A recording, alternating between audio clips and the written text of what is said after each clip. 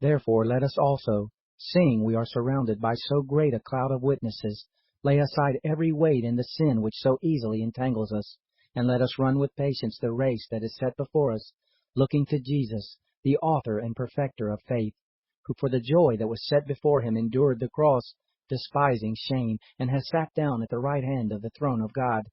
For consider him who has endured such contradiction of sinners against himself, that you don't grow weary fainting in your souls. You have not yet resisted to blood, striving against sin, and you have forgotten the exhortation which reasons with you as with sons. My son, don't take lightly the chastening of the Lord, nor faint when you are reproved by him. For whom the Lord loves he chastens, and scourges every son whom he receives. It is for discipline that you endure. God deals with you as with sons. For what son is there whom his father doesn't discipline? For if you are without discipline, whereof all have been made partakers, then you are illegitimate and not sons. Furthermore, we had the fathers of our flesh to chasten us, and we paid them respect. Shall we not much rather be in subjection to the Father of spirits, and live? For they indeed for a few days punished us as seemed good to them, but he for our profit, that we may be partakers of his holiness. All chastening seems for the present to be not joyous but grievous, yet afterward it yields the peaceful fruit of righteousness to those who have been exercised thereby.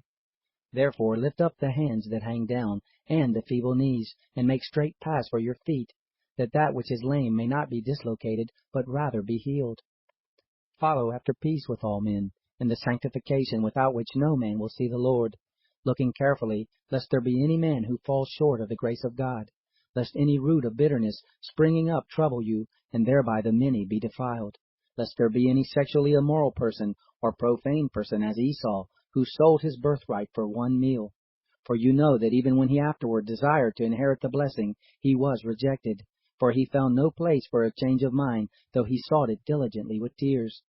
For you have not come to a mountain that might be touched, and that burned with fire, and to blackness, darkness, tempest, the sound of a trumpet, and the voice of words, which those who heard it begged that not one more word should be spoken to them, for they could not stand that which was commanded. If even an animal touches the mountain, it shall be stoned. And so fearful was the appearance that Moses said, I am terrified and trembling.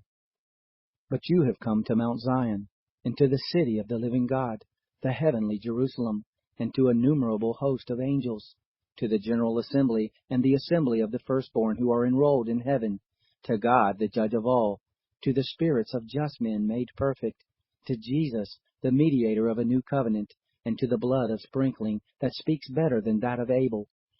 See that you don't refuse him who speaks. For if they didn't escape when they refused him who warned on the earth, how much more will we not escape who turn away from him who warns from heaven, whose voice shook the earth then? But now he has promised, saying, Yet once more I will shake not only the earth, but also the heavens.